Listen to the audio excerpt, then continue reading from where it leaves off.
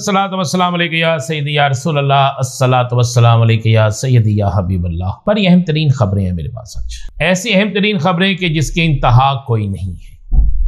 एक आखिरी कोशिश की जा रही थी कप्तान को किसी तरह पाकिस्तान से चला जाए, और इस कोशिश में कई मीटिंगें, कई सिफारिशें, कई धमकियां, बहुत कुछ हुआ। नवाज शरीफ को अगला वजीर आजम दिखाने की एक झलक, यानी एक प्रोपेगेंडा, सारा कुछ किया गया। बाबूजी बड़े सख्त परेशान, इतने सख्त बाबूजी परेशान है कि आप सोच नहीं सकते। और बाबूजी को सारी सहूलतें मिलने के बाद भी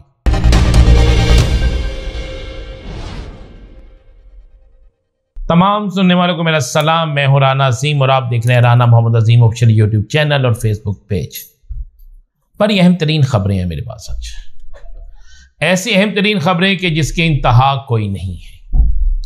आज गेंद सारी खुल गई है, आज सारी चीजें सामने आ गई, आज हकीकत सारी क्लियर हो गई है। आप सोचते होंगे क्या क्लियर हो गया, क्या है? हकीकत क्लियर हो गई है, बात सामने आ गई है। कप्तान की हिकमत अमली बदल गई है। आज FIA ने जुडिशियल कॉम्प्लेक्स हमला केस में जुल्फी बहारी के वारंट और इंटरपोल फ्रांस से राब्ता करने की हिदायत वज़ारत दाखिला की तरफ से FIA को, सारा कुछ तो हो रहा है, लेकिन ये बिल्कुल नहीं है। दूसरा, आज एक इंकशाफ हुआ कि जी KPK के तरक्याती बजट के हवाले से एक प्रोपेगेंडा चल रहा है कि जैसे दस्तावेज सामने आई हैं जिसमें PTI के मतलब बड़ा कुछ कहा गया, लेकिन वो आपको खबर उससे भी आगे की दे रहा हूं, बड़ी खबर दे रहा हूं, बड़ी खबर। एक आखिरी कोशिश की जा रही थी कप्तान को किसी तरह पाकिस्तान से चला जाए,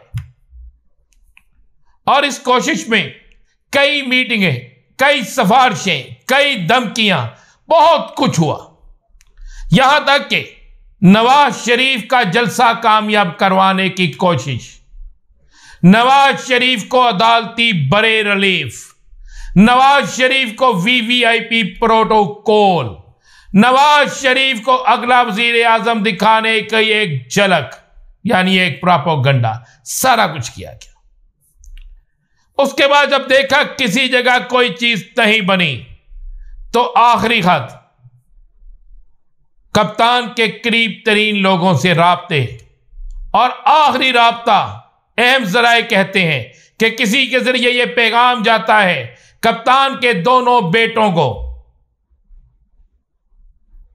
कि आप अपने वालिद को अगर बचाना चाहते हैं तो अपने वालिद से कहें कि वह अपनी जिद छोड़ दे और पाकिस्तान से चला जाए, जान खलासी हो जाएगी।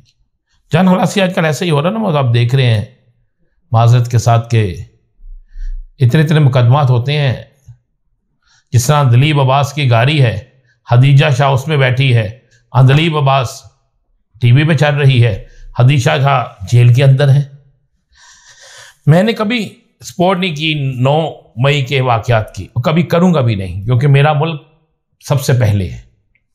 लेकिन मैं ये भी कहूंगा कि इंसाफ सबके लिए होना चाहिए, इंसाफ की राह में कोई रुकावट नहीं आनी चाहिए। अब जरा बात करते हैं, और बात बड़ी मजेदार है और बात बड़ी अहम है। अब कप्तान के दोनों बेटों से जब राब्ता किया जाता है, किसी तीसरे फरीक एक शख्स राब्ता करता है और उन्हें डराता धमकाता है कि तुम्हारे वालिद को ये हो जाएगा, ये हो जाएगा, ये हो जाएगा, ये हो जाएगा। उसी दौरान ये में पहले आपको याद होगा कि इमरान खान को कई दफा अदालत का हुक्म मिला कि इमरान खान को उसके बेटों की और इमरान खान की गुफ्तगू करा दी जाए, लेकिन नहीं कराते थे। जब यह मामला वहां पहुंचता है तो उसके बाद इमरान खान की गुफ्तगू उनके बेटों से होती है। बच्चे हैं, बेटे हैं, जज्बाती हो जाते हैं, अपने वालिद से कहते हैं कि आप पाकिस्तान छोड़ें, यहां पर आ जाएं, आप आ जाएं। पता है, आगे से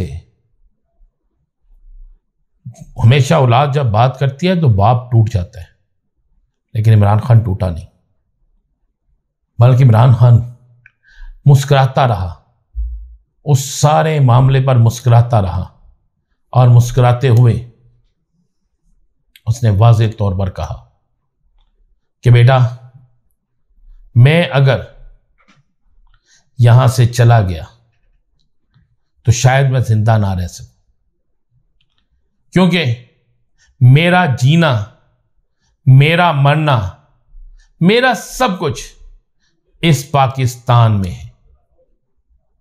मेरा रहना, मेरा उठना, मैं जीऊंगा इस पाकिस्तान के लिए, मरूंगा इस पाकिस्तान के लिए।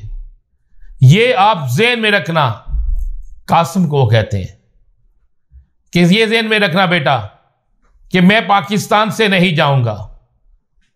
मेरी आपसे बात हो गई है, आप भी तसल्ली रखो, अल्लाह हक है और इंशाअल्लाह फतह हमारी होगी। अब कप्तान, इससे बड़ी इसके बाद कोई चीज रह नहीं जाती कि इमरान खान ने अपने बच्चों को भी इंकार कर दिया कि वो पाकिस्तान से बाहर नहीं जाएंगे। हर सूरत में अपने ही मुल्क में रहेंगे